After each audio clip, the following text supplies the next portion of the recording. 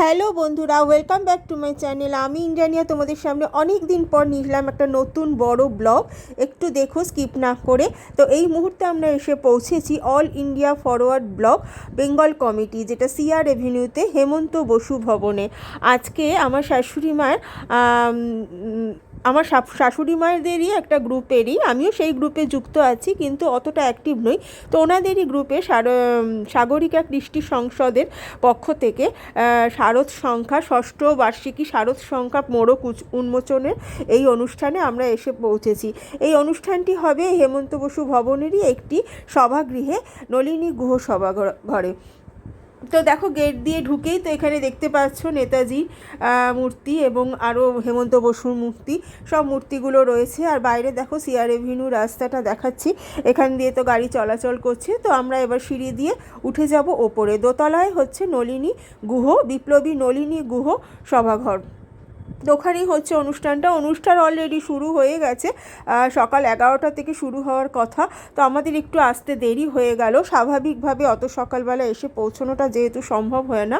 এই যে নলিনী গুহ সভাকক্ষ দ্বিতল, এই দুতলাই হচ্ছে অনুষ্ঠানটা। তো এখন আমরা সিঁড়ি দিয়ে উঠে চলেছি নলিনী গুহ সভাঘরের দিকে।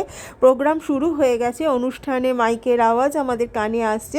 তো সিঁড়ি বেয়ে উঠে চলেছি আমরা। এখন অনুষ্ঠানে আমরা যোগদান করব, অনেকটা দেরি হয়ে গেছে। আজকে আমার এই যে শারদীয়ার যে ষষ্ঠ শারদ পত্রিকা যেটা বেরিয়েছে, সেখানে আমার শাশুড়ি মায়ের লেখা বেরিয়েছে। তো সেই উপলক্ষে এবং কবি সম্মেলন উপলক্ষে এই অনুষ্ঠানটি আজকে অনুষ্ঠিত হতে চলেছে।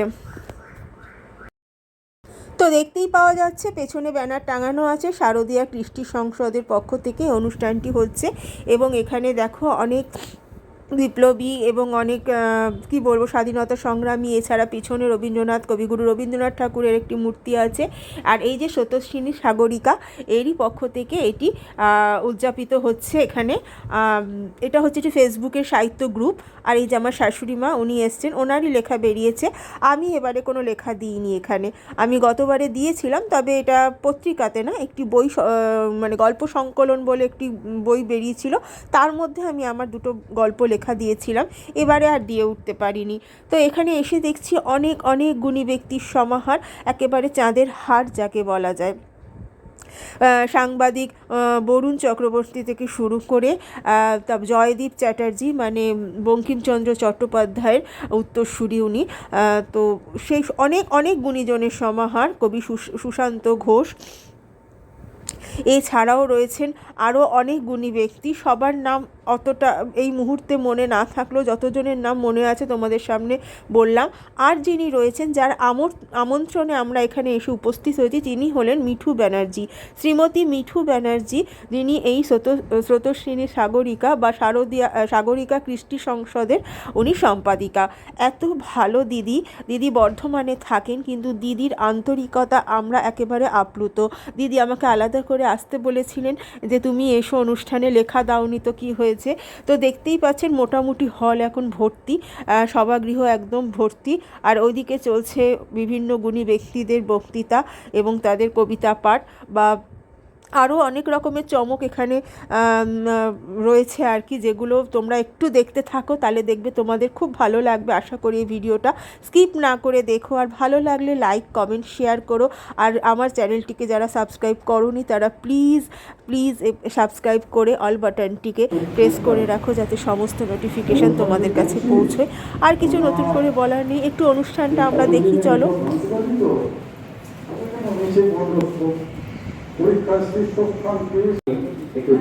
তো এখন জানানো হচ্ছে কবি অশেষ বন্দ্যোপাধ্যায়কে সম্বর্ধনা।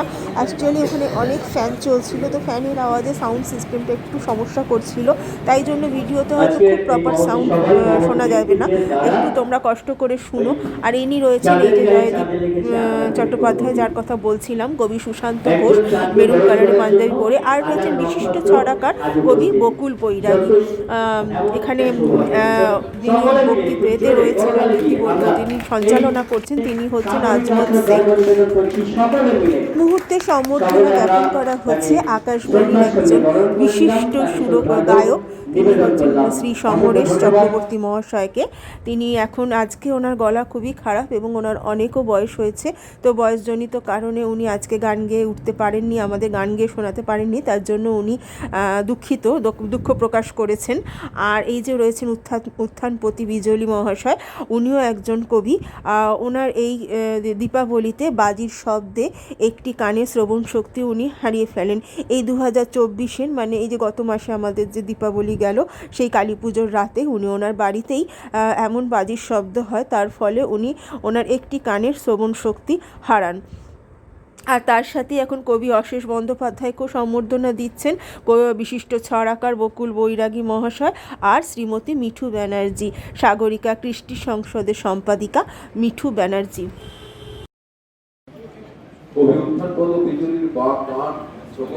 হারা হয়ে গেছে, সেটা নিয়ে উনি ফেসবুকেও লিখেছিলেন। তো ওনার হাতে বই তুলে দেওয়া হয়েছে, লেখা দুটি বই কারণ ওনার দীপাবলিতে বাজির আওয়াজে ওনার গান একদম মানে বধির হয়ে গেছেন সেরকম। উনি বলেন বোন আমি তো কিছু শুনতে পাচ্ছি না, আমি তুমি কি বলতে চাইছো আমি বুঝতে পারছি না। খুব খারাপ লাগলো যে এখনো মানুষ এরকম বললেন যে আমার বাড়ির মধ্যে এসে বাজি ফাটিয়ে দিয়ে গেছে, সেই জন্য আমার গান একদম মানে বন্ধ, আমি আজও পর্যন্ত কিছু উনি শুনতে পাচ্ছেন না। এটা খুব দুঃখের বিষয় আমাদের কাছে। যা হ্যাঁ, তো এটা এক রকমের পরিবেশ দূষণ তো অবশ্যই। আর সমাজের মানুষের কাছে আমার অন্তত আমার নিজের থেকে মানে আমার অনুরোধ রইল যে এরকম আনন্দ আপনারা করবেন না যাতে মানুষ এতটা একটা অঙ্গহানির মতো ব্যাপার হয়ে যায় সবার কাছে। এগুলো খুব একটা খারাপ বিষয়, আর এরকম আনন্দ আমরা চাই না যে এই মানুষটার মতো আরো কেউ হোক।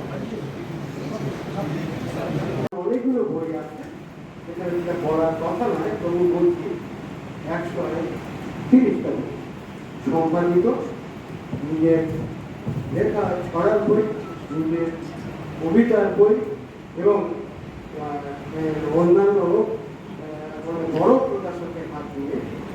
আমার পয়সা লাগে না, অনেকের পয়সা লাগে, কথাটা বলতে হচ্ছে আমার। আমি জানি যে সংকলন করলে একটা কবিতা দিলে প্রিবুকিং করতে হয়, কথা বলা দরকার, সেটা আমি জানি যে এরকম কাণ্ড চলছে, কিন্তু সেখানে আমার বন্ধু মিলে কাঁদছি, ছড়ায় লিখছি, শুধু কি আর ছড়ায় ছবি আঁক, গাছপালা ও ফুলের বাগান সঙ্গে ঘরে ছড়াই আঁকি বন প্রান্তর মাঝি যদি আসবে শুধু ঢেউ তুলে ঠিক উচ্চ শিখে কিছু ছড়ায় রীতি ছড়ায়। কোন কিন্তু লিখতে পারে কিন্তু লেখেন না, এটাই তখন। লিখুন, সবাই লিখুন, কবিতা বা গল্প লেখা মনের গভীরের যে সুখ, ভালো লাগা, ভালোবাসা, বেদনা, কষ্ট, সেগুলো প্রকাশ করা যায়। পাশাপাশি সামাজিক দর্পণ বলতে আমরা যা বলি, সেগুলো কিন্তু আমরা আমাদের চর্চায় আনতে পারি। দীর্ঘ 60 বছর ধরে লিখছি বিভিন্ন পত্রপত্রিকায়। সকাল 11টা থেকে বিকেল 4টে অবধি যে অনুষ্ঠান হয়, তার এতক্ষণ সময়ের অনুষ্ঠানের তো সমস্ত ভিডিও তুলে ধরা সম্ভব নয় বন্ধুরা, তাই আমি ছোট ছোট কিছু ভিডিওর ক্লিপিং নিয়ে তোমাদের কাছে তুলে ধরলাম। তো এতখানি সম্ভব নয় তুলে ধরার, মোবাইলেও জায়গা দিতে পারবো না, অনেক বড় অনুষ্ঠান। তো তোমরা অনুষ্ঠানটি একটু দেখো, যে যতটুকু পারলাম গুণী ব্যক্তিদের গুণটুকু তোমাদের কাছে তুলে ধরার চেষ্টা করলাম।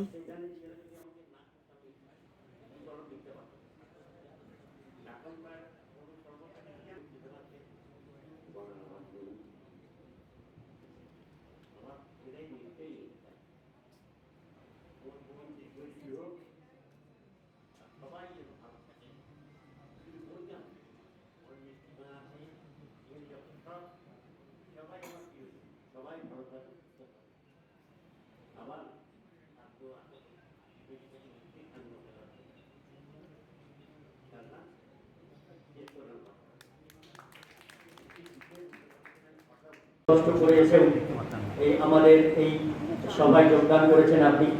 অসংখ্য ধন্যবাদ। কিছু সংক্ষিপ্ত কথা শুনবো।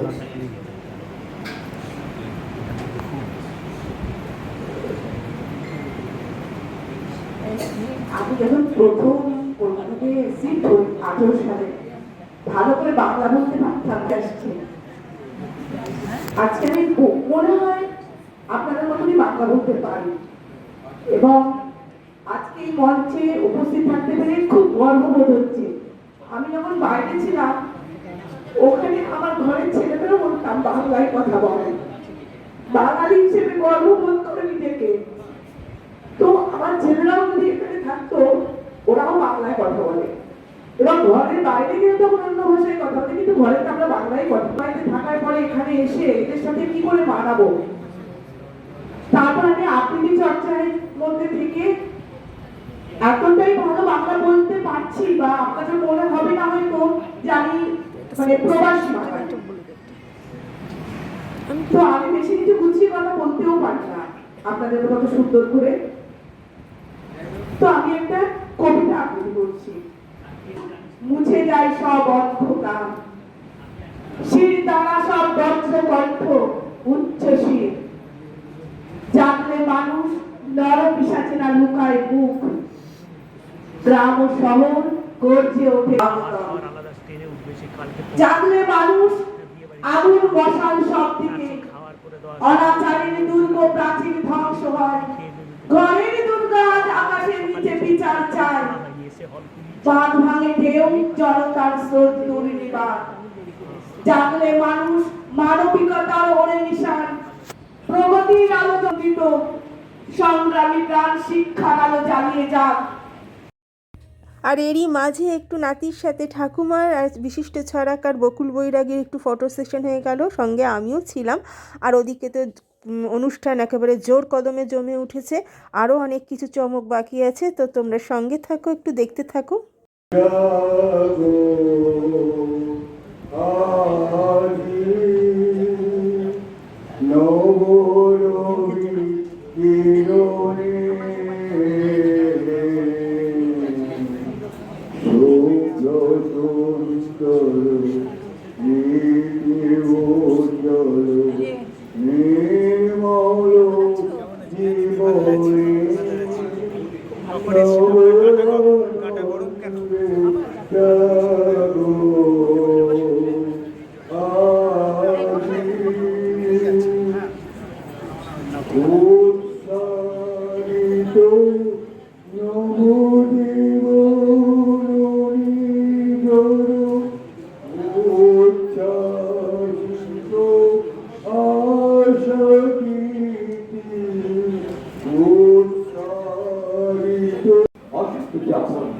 কবিতার নাম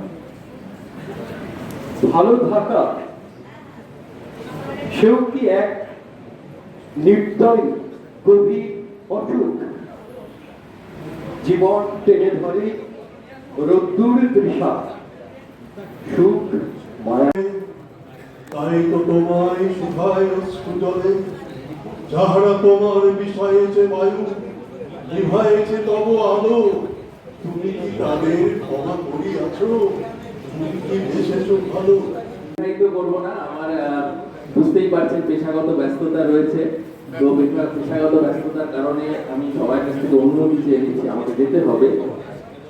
আমি একটি অত্যন্ত ছোট কবিতা পড়ছি, পাতে দেওয়ার মতো নয়, কারণ এত গুণীজনের মাঝখানে আমি আসতে পেরেছি, এটাই আমি নিজেকে ধন্যমনে করছি। আমার প্রিয় কবি সুনীল গঙ্গোপাধ্যায়, আমার অত্যন্ত প্রিয় কবি। নীরবতা কখনো এত বাংময় হতে পারে আমি জানতাম না। পৃথিবীর এই অকস্মাৎ অন্ধকার দেবী পক্ষের মুখের ভাষা কেড়ে নিয়েছে। নৈশব্দের মন্ত্রে যেন দাঁড়ে আর একটি পাখিও বসে না। নদীতে বয়ে যায় মানবতার জীবন্ত লাশ। চরাচরে আর আলো নেই, নীরার চারপাশে অন্ধকারের কবন্ধ নিশ্চয়। দূরে দূরে সরে যাচ্ছি কেবল সামাজিক দূরত্বের গভীরতম নাগপাশে। এমন বিজয়া কে কবে আহ্বান করেছিল? কাছে টেনে নেওয়ার বাধা যেখানে চীনের প্রাচীর হয়ে দাঁড়িয়ে আছে। এমন সময় মীরাকে কি ভালোবাসা যায়? পৃথিবীর সব মীরার মুখ এখন মুখোশে ঢাকা। তবু তবু সুনীলদাকে সেদিন দেখলাম ছাদের আলসেতে হেলান দিয়ে সিগারেট ধরালেন, কাছে যেতে বললেন, চিকিৎসক দূরে যাও, কবি কাছে এসো। মীরার মুখে এখন অদ্ভুত নীরবতা, কবিতার বর্ণমালারা ওর জাগরণ মন্ত্র হয়ে যায়। আমি অপলক তাকিয়ে রইলাম মীরার দিকে। নীরবতা এত বাংময় হতে পারে আমি জানতাম না। একবার মীরা, তুমি নাম করে ডাকো। এত বাংময়তার মধ্যেও এটুকু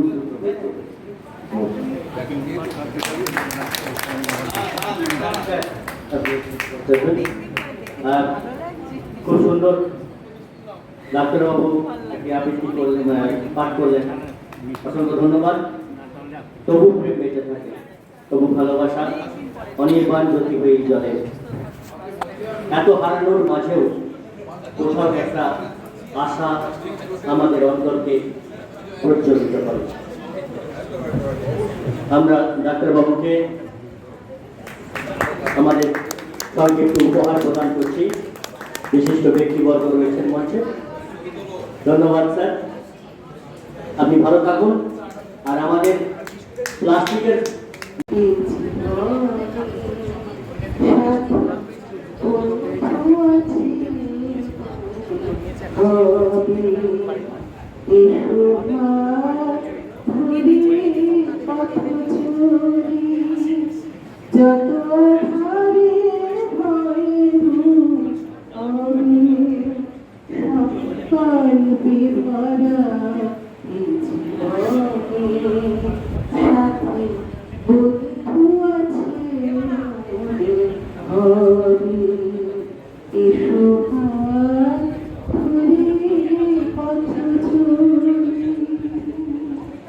আমাদের এইটুকুই বার্তা, প্রত্যেকের সঙ্গে হাতে হাত মিলিয়ে এগিয়ে চলি একই পথে পরিপূরক হয়ে, এবং অবশ্যই ঋতুর সাথে। নমস্কার।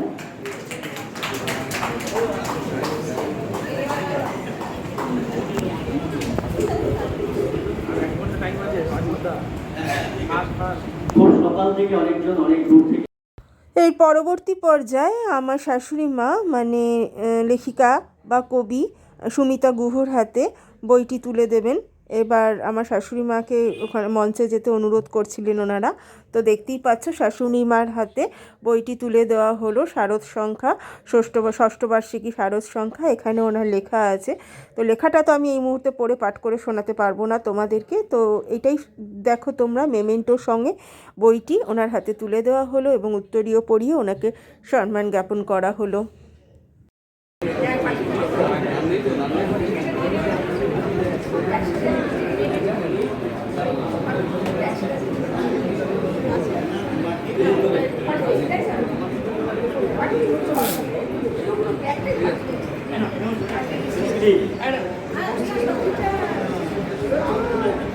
এখন আমরা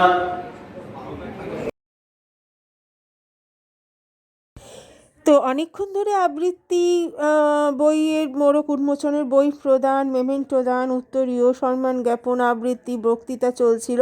তো এখন একটু স্বাদ বদল করা হলো। তো উনি বললেন এতক্ষণ ধরে যে আবৃত্তি চলছে, পাঠ চলছে, সেখান থেকে একটু বেরিয়ে একটু অন্যরকম স্বাদের কিছু হোক। তাই উনি একটা ওনার সুন্দর কণ্ঠে আমাদেরকে একটা গান পরিবেশন করে শোনালেন। কথা শুনে বহুল হাসে, কলিকাতার মতো তুমি আমার কথা শুনে হাসো না তো। ধরার গুদুলিতে আগুন আসে,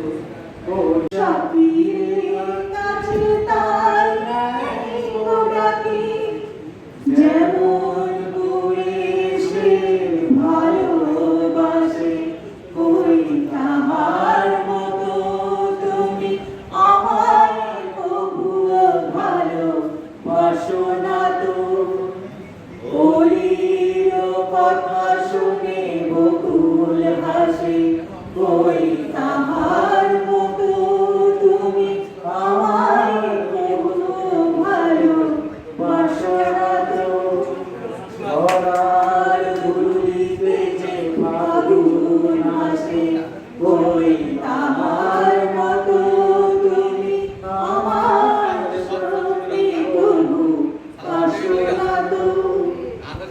কলির কথা শুনি বহুর হাসি, কই তাহার মতো তুমি আমায় প্রভু ভালো বাসো না গো। This is my song dedicated to Gokul sir, Mithuji, and entire the honorable person of this অনুষ্ঠান। আজ বিকেলের ডাকে তোমার চিঠি পেলাম, বসেছি একলা ছাদের কোণে, রোজ শান্তিনীকে তারে বসেছিলেন একলা ছাদের কোণে, রোজ শান্তিনীকে তারে তোমার চিঠি ছোট্ট পাখি উড়ে উড়ে এসে বলল আমি তো এলাম। আজ বিকেলের ডাকে তোমার চিঠি পেলাম, গন্ধ মাখা মিষ্টি চিঠিটাতে ছোট্ট পাখি বাবা কেমন আছো তুমি, সেইটুকুতে শুকনো মরা ডালে ফুল ফুটিয়ে গেল, দুরন্ত মৌসুমি ভালোবাসার এই যে ছোট পাখি, আনন্দ বয়ে খুশি রাখি,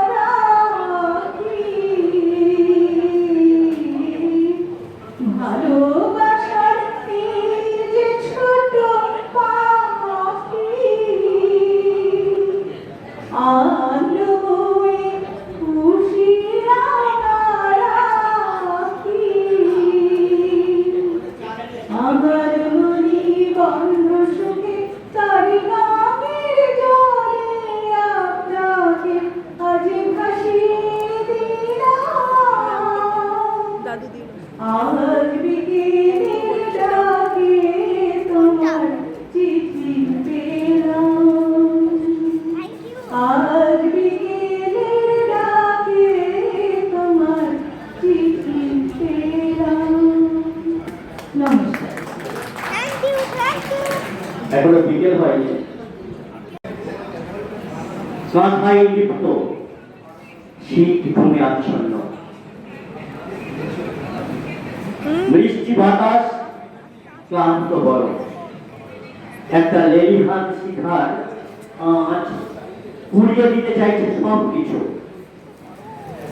মানুষ পুরার গন্ধে বাতাস বম করছে, গান পেতে শোনো, দূর সমুদ্র থেকে জলদস্যুর উন্মত্ত চিৎকার শোনা যায়, আর্তের চিৎকারে আকাশ কম্পমান, সিংহাসনের পাড়ায় মানচিত্র গেছে আমাকে, সাদা পায়রাগুলোর সারা দেহ রক্তাক্ত, চেয়ে দেখো আকাশ অকাল বর্ষণের ছায়ায় ঘিরে গেছে, উন্মত্ত হাতির পায়ে সুকোঠে শিকল, তবু দেখিত দৃষ্টিতে চেয়ে দেখো মৃত্যু মিছিলে একটা মুষ্টিবদ্ধ হাত এগিয়ে দিয়েছে, লজ্জিত রাজার কপালে ঘামের রেখা, সিংহাসনটা ক্ষীণ শব্দ শোনা যায়, বুঝি ফাগুন আসছে, গুটি গুটি পায়। ধন্যবাদ। বলেছিলাম না আরও অনেক চমক বাকি আছে, তো গানের পরে এখনকার চমক হচ্ছে শ্রুতি নাটক। দেখো মৌসুমী ভান্ডারী আর তার সাথে এই ভাইটি আমাদের মৌসুমী নিজের লেখাই একটি শ্রুতি নাটক, ঘরে যেটা হয় সেটাকেই সে নাটকের রূপ দিয়ে আমাদের কাছে পরিবেশন করেছে। একটি অনবদ্য সুন্দর একটি শ্রুতি নাটক আমাদের সামনে পরিবেশন করেছে। এখন অনুষ্ঠান শেষের দিকে, তো শ্রুতি নাটকটা একটু শুনে নিই আমরা। আমার কাছে চিরকালই মিষ্টি। হ্যালো, এবার আমরা অনুষ্ঠানের একদম ঠিক তাই। সবে স্বামী শুনতে না শুনতে ভগ্নি তুলে আছো, তার সাথে খুব জোরে জোরে নাচ আছে, আর তার স্ত্রী মনের সুখে গান গাইছে। ও পাখি উড়ে আয় উড়ে আয় উড়ে উড়ে আয় আয় দেখে যা যা যা রে দেখে যা আমি আজ কার কাছে রয়েছি। ও পাখি উড়ে আয় উড়ে আয় উড়ে আয়। আরে আরে এ কি হচ্ছে নাকি? হবে আবার কি, একটু গান গাইছি। গান গাইছো? এটা কি গান গাইবার সময়? ও মা, গান গাওয়ার আবার সময় আছে? কোথায় লেখা আছে শুনি? সে যেখানেই লেখা থাক। আরে এত রাতে তুমি ফাঁকি করে রাখছো? তারা তো সারাদিন কাজ করেছে, তারা আসবে কি করে? সে আবার কি কথা, আমি তাদের ডাকলাম কখন? আচ্ছা বেশ, তারাও ঘুমাচ্ছে, তুমিও ঘুমাবে, আর আমাকেও ঘুমাতে দাও। এই বলে স্বামী পাশ ফিরে শুয়ে শুয়ে নাক ডাকতে শুরু করে। এই তো আর ঘুমাচ্ছে না। সে তোমারে ও নদীরে একটি কথা শোধাই শুধু তোমারে, বলো কোথায় তোমার দেশ, তোমার নেই কি চলার শেষ। ও নদীরে কি যন্ত্রণা বাবা রে! কি হলো কি হলো? কি হলো মানে? কি হলো তুমি বুঝতে পারছো না নিজে? না না তো। না তো? বুঝতে পারছি না তো। তুমি এখন আবার নদীকে ডাকছো কেন? একবার পাখিকে ডাকছো, একবার নদীকে ডাকছো, ব্যাপারটা কি বলতো? ব্যাপার আবার কি হবে? একটু গান গাইছি, তাও তোমার সহ্য হচ্ছে না। হ্যাঁ, গান তো গাইবে, তাই না? সারাদিন তো তেমন কিছু কাজ করো না, শুধু ঘুমাও। তাহলে রাতে কি করে তোমার ঘুম আসবে শুনি? যদি আমার মতো হাড় ভাড়া পরিশ্রম করতে, তাহলে দেখতাম এই মাঝরাতে কেমন করে তোমার গান আসতো। আর এরপর নদী এসে ভাসালে এই বন্যার ত্রাণে ভিক্ষা দিতে হবে না? দাও দাও দাও। কি কি বলে তুমি? যা বলেছে ঠিক বলেছি। ঠিক বলেছো। সেই সকাল থেকে উঠে সংসারের হাল ধরি এই রাত পর্যন্ত। কে করে এইসব কাজগুলো শুনি? তুমি? সকাল না, একেবারে ভোর। 8টা না বাজলে যে ঘুম ভাঙে না, সে আবার বলে সকাল। এই যা বলবে জোরে জোরে বলো। আমি জোরে বলতে ভালোবাসি আর জোরে শুনতেও ভালোবাসি। হ্যাঁ, সে তো বাজবি। বলছি তুমি যে কাজটা করো না, সেটা তেমন কিছু না, ওটা আমি হাসতে হাসতে করে ফেলবো। কিন্তু করবো কেন? আমার কাছে তুমি কিছু করো না করি না, তবে তোমার মতো আমি কারো কাছে ছোটও করি না। আর আমার গানের কথা বলছো যে, তুমিও তো জোরে জোরে গারাং গারাং করে নাচ ডাকছো, তার জ্বালায় যে আমার ঘুম আসছে না, তার কারণে? ও কোথাকার লতায় রে, যে ওনারা গান শুনতে হবে আমাকে ঘুম বাঁধতে। ওসব আমার তাজুকে দিয়ে শোনা, দেখবে কত খুশি হবে। না আমি নাম তুমি আমার দাদুর ফোঁটা দিচ্ছ। তুমি আমাকে কোনোদিনও দাম দিলে না। আমিও যে কিছু করতে পারি তা তুমি কখনোই মনে করো না। রইলো তোমার সংসার, যেদিকে দু চোখ যায় আমি সেদিকে চলে যাবো। ও বুঝেছি, আমার দাদু তো সর্বলাভ করেছে। তাহলে তাহলে তুমি আমায় মরতে বলছো? হ্যাঁ সেটি তো, তুমি আমায় মরতে বলছো। আচ্ছা ঠিক আছে। এসব আবার কেন বলা? আমি কি তোমাকে মরতে বলেছি? সব বলতে হয় না, ভাগবতীর দেখলেই বোঝা যায়। ওরে বাবা, এ তো উল্টো দিকে যাচ্ছে রে। শোনো লক্ষ্মী, শোনো শোনো শোনা আমার, তোমার কোনো দোষ নেই, সব দোষই আমার এই ঘুমের ঘরে দোষ। তাই কি বলে ফেলেছি, তাতে তুমি রাগ করো না। শোনা আমার, নাও নাও তুমি গান গাও, আমি সারা রাত দেখে শুনবো। নাও গান গান গাওয়ার ইচ্ছেটাকেই শেষ করে দিলাম, এখন আবার গান শুনবে।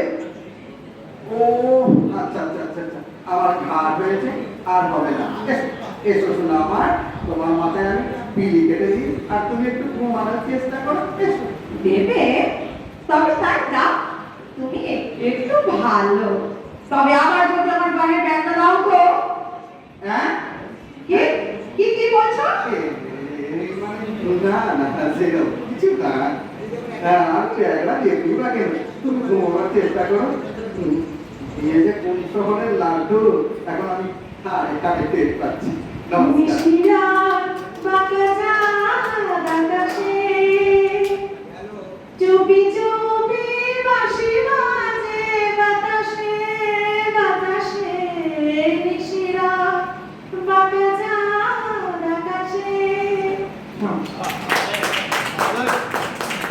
তবে একটা কথা আমি বলে রাখি, আমাকে কিছুদিন আগে এটা পাঠিয়েছিলেন আমাদের মৌসুমী দিন, আমরা কিন্তু নিজেদের মধ্যে বলিনি, ডাইরেক্ট মঞ্চস্থ করলাম। আমরা আমি এখনো rehearsal করিনি। করিনি। আমি মৌসুমী দিকে বললাম যে কোথা থেকে তুলেছো, বলছে আমার জীবনের ঘটনা। আমার স্বামী সবসময় রাতে না খেতে ঘুমোয়, আমাকে গান গাইতে দেয়। সব কথা বলতে নেই, সব কথা বলতে নেই, সবার মাঝে খেলতে নেই।